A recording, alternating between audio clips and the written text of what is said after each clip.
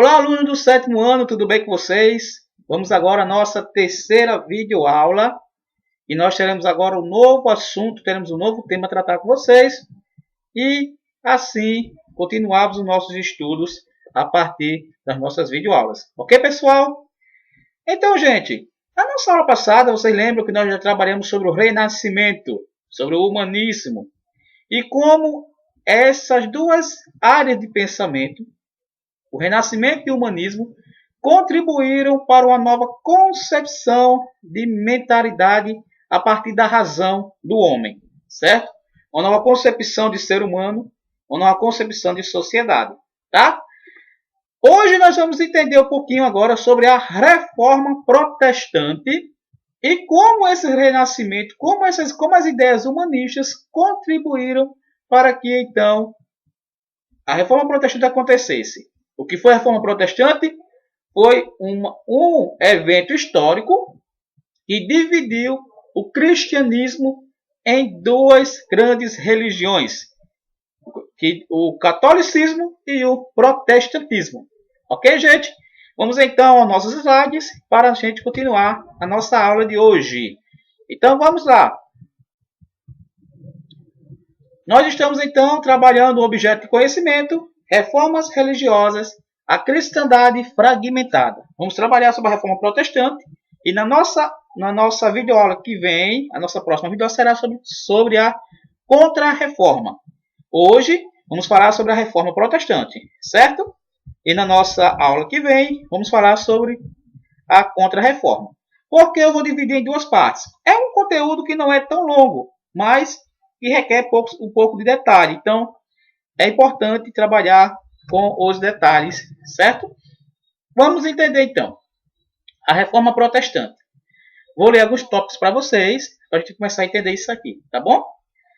As transformações políticas, econômicas e sociais na Europa Ocidental e o novo modo de pensar e ver o mundo do homem moderno e se manifestaram no campo das artes e das ciências, também afetaram a religião. Ou seja, o Renascimento, isso lá no século XV, o humanismo, ele afetou também não só a arte, não só a ciência, né? Lembra lá de Galileu Galilei, quando descobriu que a Terra gira em torno do Sol e o Sol é o centro do universo, né? Lembrando aí das artes que trouxeram o resgate da cultura greco-romana, tá certo? Então, tudo isso, pessoal, tudo isso também entrou dentro do campo da religião, entendeu? A religião até então, que religião? A Igreja Católica. No século XV, pessoal, século XV, século XVI, a religião predominante, lá na Idade Média também, século X, século XII, certo? Do século IV ao século XV, a religião predominante era o catolicismo. Então, era a igreja predominante, não existia outra religião. Hoje existem várias religiões, mas antes não, certo? As religiões que existem hoje, chamadas de igrejas evangélicas, que são igrejas que seguem aí alguns passos do protestantismo, surgiram a partir da Reforma Protestante, com Martinho Lutero, certo? Mas quais foram as causas que geraram, então, que ocorreram, o que foi que gerou, na verdade, o que ocasionou essa reforma protestante, certo? Aqui, ó, o fortalecimento das monarquias nacionais. O que significa isso? Monarquia, quando se fala em monarquias, se fala em reis. Então, começou então o fortalecimento dos reis. Com o Renascimento, com o humanismo, os reis começaram a criar então um poder absoluto, ou seja, a religião de uma certa forma interferia nos reinados, nos reis, nas monarquias, certo? Então, com essa ideia de humanismo, essa ideia de liberdade, né, que foi surgindo, os reis se acharam também no direito de se fortalecer, libertando-se então do domínio religioso. O que ocorre? Que a igreja deixa de participar então, dos interesses das monarquias nacionais, porque as monarquias vão se fortalecer. Outra coisa, a ascendência da burguesia. O que é que vai ocorrer? A burguesia é um grupo que estava se formando, certo? A burguesia é um grupo que são os grandes comerciantes, né? Banqueiros, certo? Que estão crescendo. E a burguesia, que são os banqueiros, emprestavam dinheiro e cobravam juros. Isso não era bem visto pela igreja, certo? Quando eles estão crescendo, eles também vão começar a apoiar a reforma protestante. E outras causas que ocasionou a reforma protestante foi delitos, os graves delitos por parte dos membros da igreja, certo? Alguns membros da igreja estavam causando graves delitos, graves erros dentro da instituição. Estava ocorrendo dentro da própria igreja, dentro da própria cúpula da igreja, divisão por parte de alguns padres que cometeram alguns erros que geraram então também essa reforma protestante.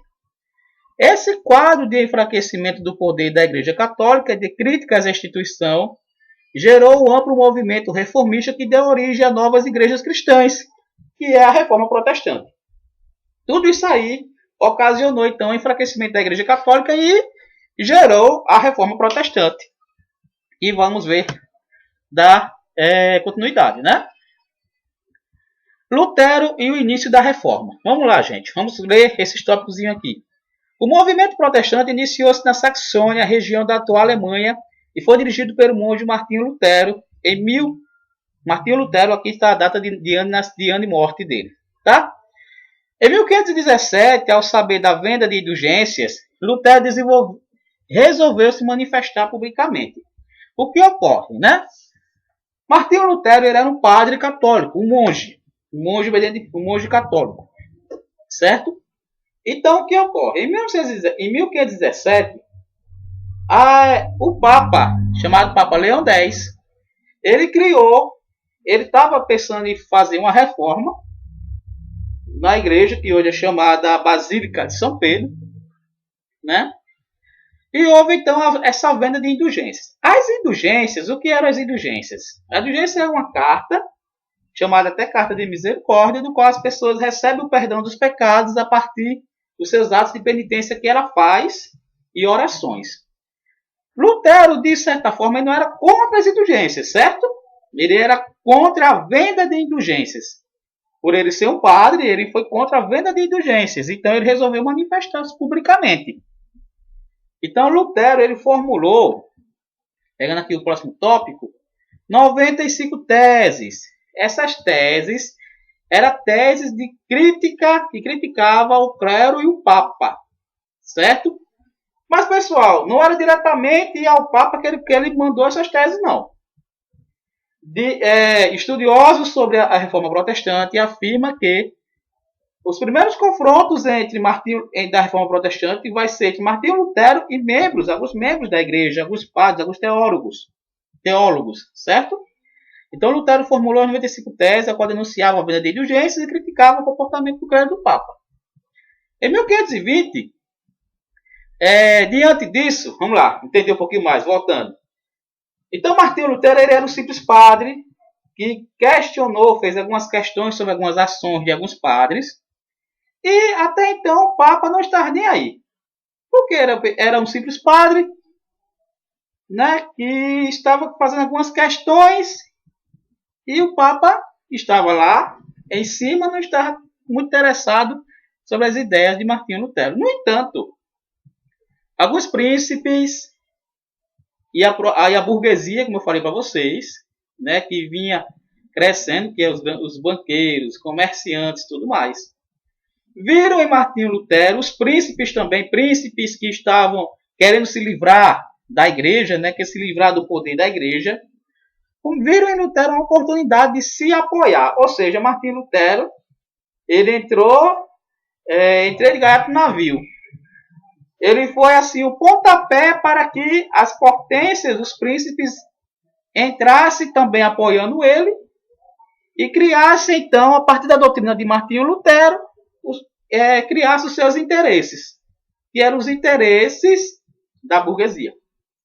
Martinho Lutero teve uma ideia até boa de querer reformar. O que é uma reforma? Né, gente? Reforma é reformar, não é destruir. Então, ele era um monge, certo? Ele era um monge que lutou a partir dessas ideias. Vamos adiantar um pouquinho mais aqui.